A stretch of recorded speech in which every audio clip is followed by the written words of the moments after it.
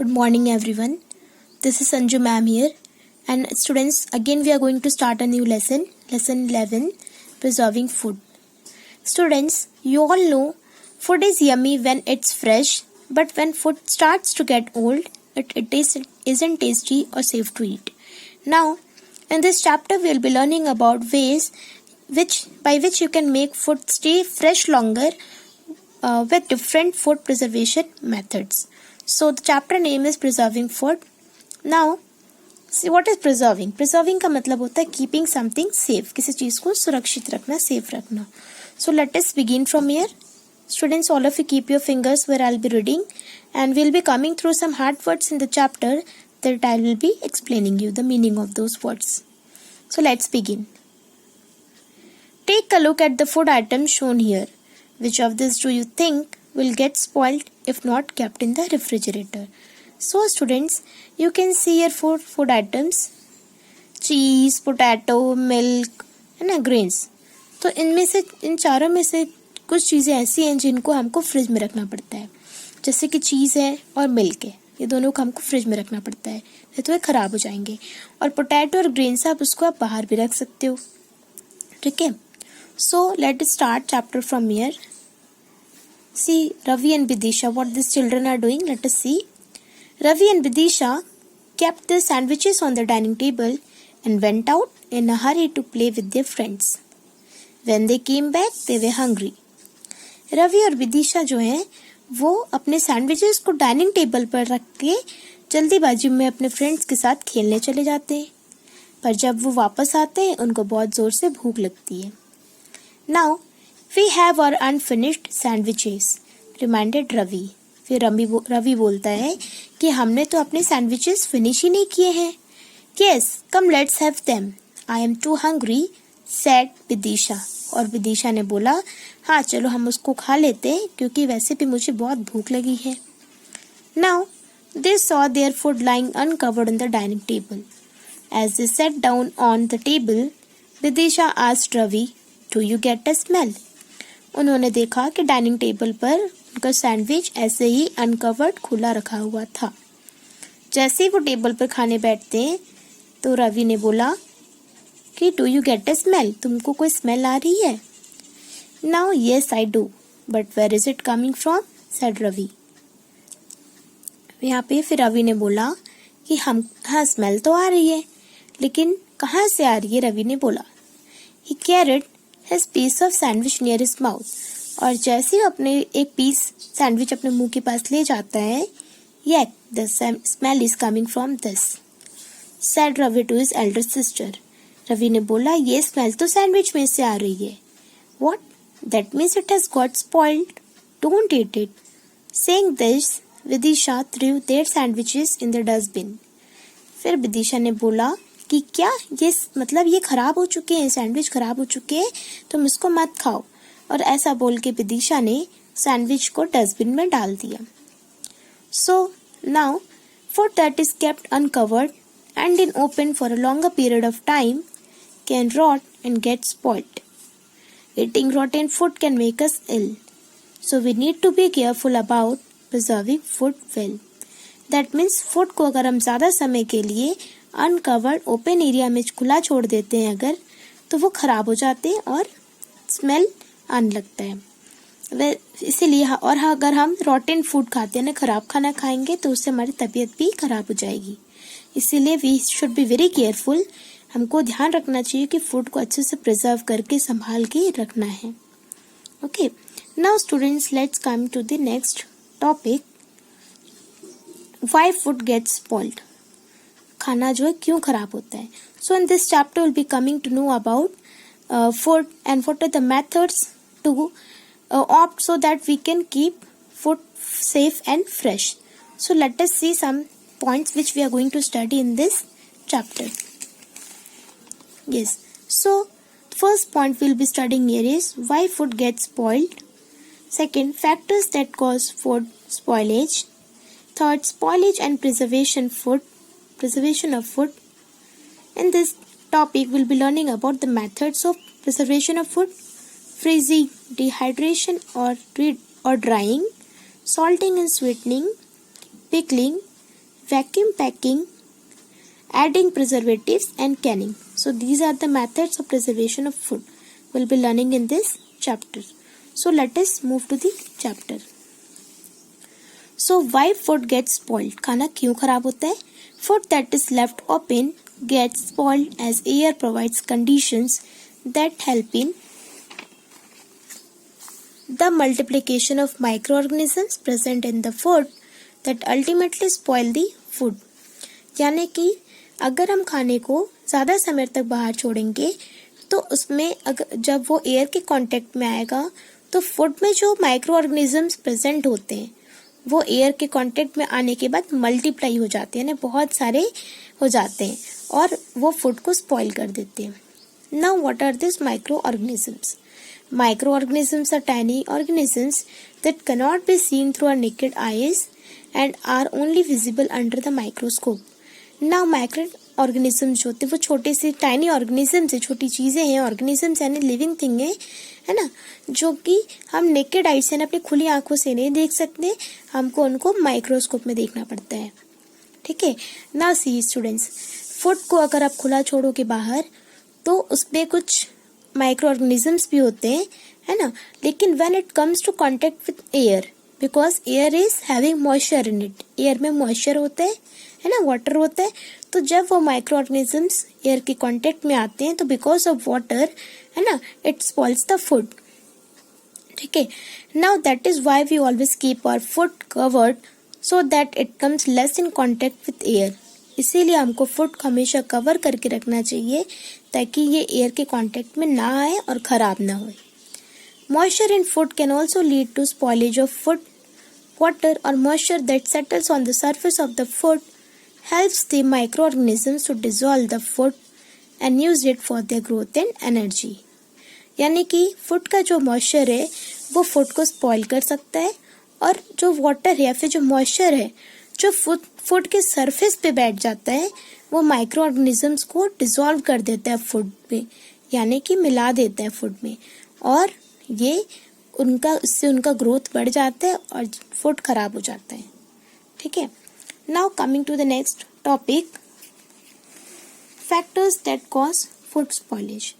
So there are 6 factors that cause food spoilage. 1, 2, 3, 4, 5, 6. The first factor is microorganisms. Microorganisms of various kinds cause food spoilage. These microorganisms grow well at room temperature. Yeast, mold and bacteria are some examples of microorganisms. यानी कि microorganisms जो है बहुत सारा type के होते हैं और वो फूड को स्पॉइल कर देते हैं. और ये जो माइक्रो ऑर्गेनिजम्स होते हैं रूम टेम्परेचर पे बहुत अच्छे से फैल सकते हैं, ग्रो कर सकते हैं. नाउ एग्जांपल्स यहाँ पे कुछ दिए माइक्रो ऑर्गेनिजम्स के. ईस्ट है, मोल्ड है, बैक्टीरिया है, तो ये सारी चीज़ें जो है वो माइक्रो ऑर्गेनिजम्स के एग्जांपल्स हैं. Now coming to the next factor, enzymes. What is enzymes will be seeing in this topic. Fruits and vegetables have naturally present substances in them called enzymes that cause ripening. Fruits और vegetables में एक naturally present substance होता है जो पहले से उसमें present होता है, उसको एंजाइम्स बोलते हैं, जो फ्रूट्स और वेजिटेबल्स को पकने में हेल्प करता है, राइप करने में हेल्प करता है. The texture, colour and flavour changes due to the presence of enzymes.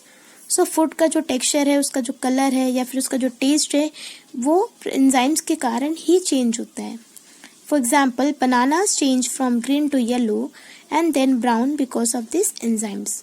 Bananas जो है वो ग्रीन से येलो कलर हो जाता है और फिर येलो से ब्राउन भी हो जाता है, आपने देखा होगा बेटा, है ना. So this is due to enzymes. ये सब एंजाइम्स के कारण ही होता है जो कि बनाना में भी प्रेजेंट होता है.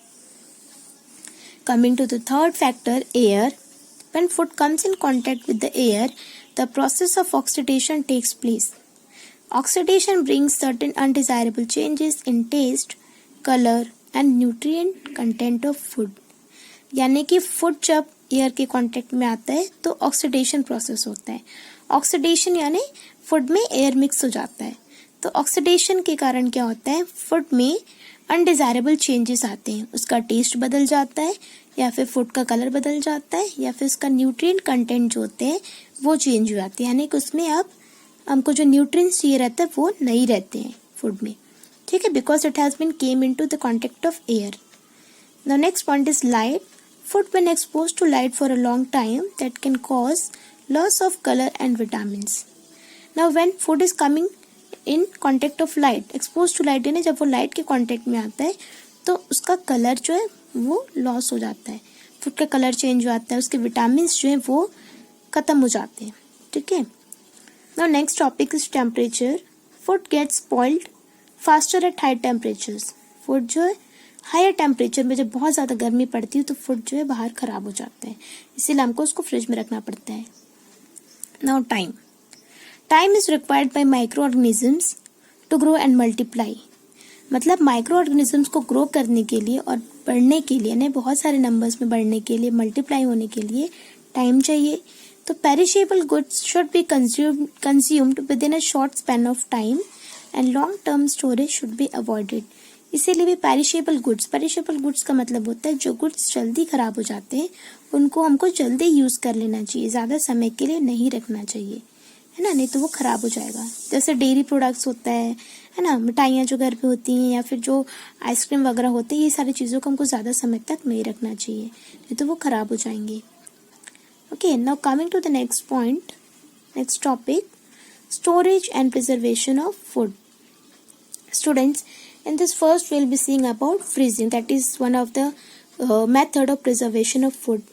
Freezing is considered the easiest form of food preservation as the natural flavor, color and nutritive value of the food remains the same. कि फ्रीजिंग जो होता है वो एक ईजीएस्ट तरीका होता है फूड को प्रिजर्व करने का, जिससे कि फूड का नेचुरल फ्लेवर जो होता है, जो टेस्ट होता है, जो कलर होता है और उसके जो न्यूट्रिटिव वैल्यू है, ये सब चेंज नहीं होता, सेम रहता है. Freezing the food dries the moisture and therefore prevents the food from getting spoiled. It is also convenient as one can simply take the food item out of the freezer and start cooking. ठीक है, freezing जो होता है वो food के moisture को सुखा देता है और फूड को खराब होने से बचाता है, और ये बहुत इजी है कि हमको जब भी कुक करना है हम फ्रिज से फूड को निकालेंगे और कुक करना स्टार्ट कर देंगे. ठीक है. Now students, see a box is given here. Let us see what it is saying in this.